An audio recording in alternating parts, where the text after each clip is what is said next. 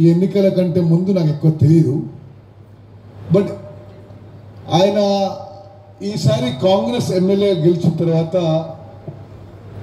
అతని పనితీరు, అతని సిన్సియారిటీ, కమిట్మెంట్ చూసి నేను చాలా అతన్ని అభినందిస్తున్నాను.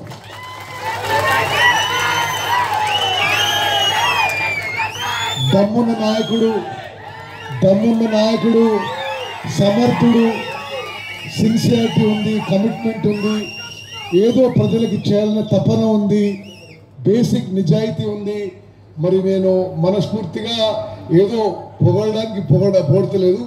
నిజంగా కూడా ఈసారి మాకొచ్చిన అవకాశంలో, రాష్ట్రంలో కాంగ్రెస్ ప్రభుత్వానికి వచ్చిన అవకాశంలో నకరేకల్ నియోజకవర్గాన్ని నెక్స్ట్ లెవెల్ తీసుకుపోతారని చెప్పి నాకు సంపూర్ణ నమ్మకం ఉంది. అదేవిధంగా వారి సతీమణి కూడా మరి ప్రజా జీవితంలో చాలా యాక్టివ్గా ఉండడం, మీకు కూడా నా అభినందన, శుభాకాంక్షలమ్మ. మొన్న మీరు మా కాన్స్టిట్యున్సీ వాళ్ళకి జరిగిన యాక్సిడెంట్లో మీరు తీసుకున్న చొరవకి నేను మనస్ఫూర్తిగా నా ధన్యవాదాలు తెలియజేస్తున్నా. ఇప్పుడు ఆలయ విదేశీ గురించి ఈ ఎన్నికల కంటే ముందు నాకు ఎక్కువ తెలియదు. బట్ ఆయన ఈసారి కాంగ్రెస్ ఎమ్మెల్యే గెలిచిన తర్వాత అతని పనితీరు, అతని సిన్సియారిటీ, కమిట్మెంట్ చూసి నేను చాలా అతన్ని అభినందిస్తున్నాను.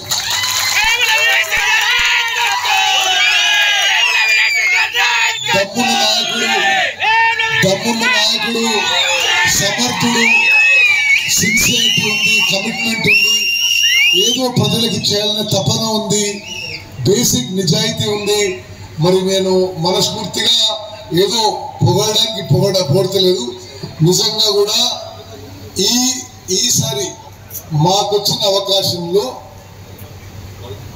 రాష్ట్రంలో కాంగ్రెస్ ప్రభుత్వానికి వచ్చిన అవకాశంలో నకరేకల్ నియోజకవర్గాన్ని నెక్స్ట్ లెవెల్ తీసుకుపోతారని చెప్పి నాకు సంపూర్ణ నమ్మకం ఉంది.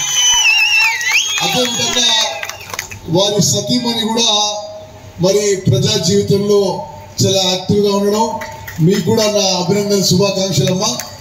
మొన్న మీరు మా కాన్స్టిట్యున్సీ వాళ్ళకి జరిగిన యాక్సిడెంట్లో మీరు తీసుకున్న చొరవకి నేను మనస్ఫూర్తిగా నా ధన్యవాదాలు తెలియజేస్తున్నా. మరో ముఖ్యమైన మిత్రుడు అడ్లూరు లక్ష్మణ్ గారు. మరి వారి ఇన్ఛార్జ్ మంత్రి వచ్చే వరకు మీకు ఆయన గురించి పెద్దగా తెలియకపోవచ్చు. ఒక మాదిక సామాజిక వర్గానికి చెందిన దళిత దిగ్గజం.